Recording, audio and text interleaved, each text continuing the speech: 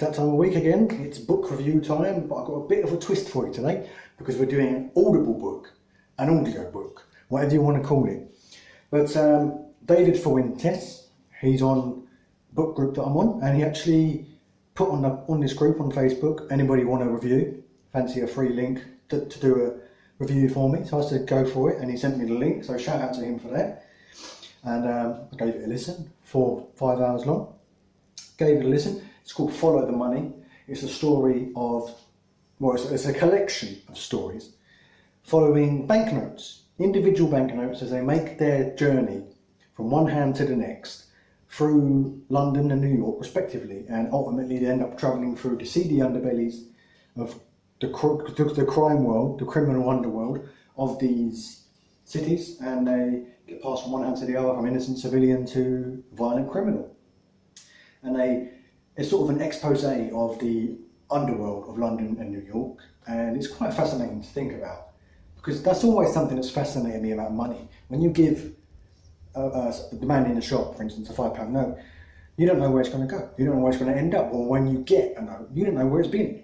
It's always something that's fascinated me, and David Fuentes does really well in making an inanimate object, an object without a consciousness or without a mind, his main character, and the actual characters for most of the book take a sort of a back seat in favour of this note and where it's going to go next. And I found myself turning Audible back on again and again and again in order to find out what's going to happen next for this note. And in each story, all the notes, you just take a little twist of fate and they end up blowing away in the wind or vanishing somewhere on some new journey.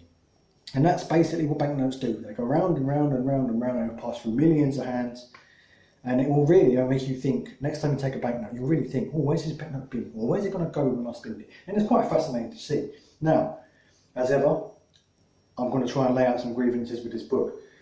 The second half is based in New York, and the dialogue sort of lets the whole thing down a little bit here, because I can't imagine Americans using British colloquialisms to the extent that they are used here.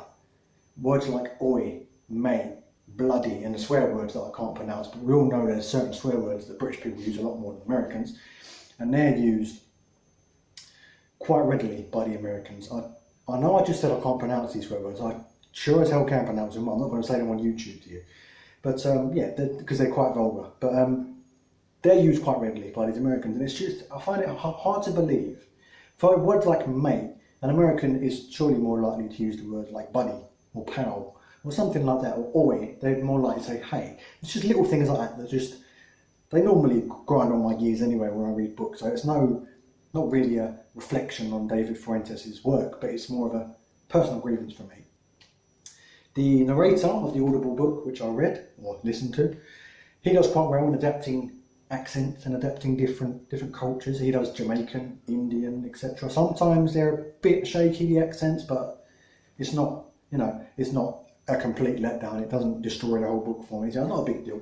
He does quite well on background noise as well. For instance, he speaks over a tannoy a couple of times, and whoever's done the tuning or done the diagnostics on the Audible version has been quite clever, and they've actually made it sound like echoey, like a tannoy. So that's quite cool, that's quite immersive, gets you feeling like you're involved. And overall, it's just an entertaining read, and it's great to read where these notes are going, where they're going to end up. So go ahead, I'll leave a link just there. I gave this book reviews, I gave it 3 out of 5 on Goodreads, Audible and Amazon. So go ahead and check those out, check the book out, download it, buy it, whatever you're going to do, read it, listen to it. It's always worth a read. It's not the best book in the world, but it's certainly not the worst, and it's definitely enjoyable, definitely keeps you coming back for more. And after all, that's what we want from authors. So that was Follow the Money by David Fuentes. Go ahead and read it, check it out, whatever you want to do. I'll see you in the next video.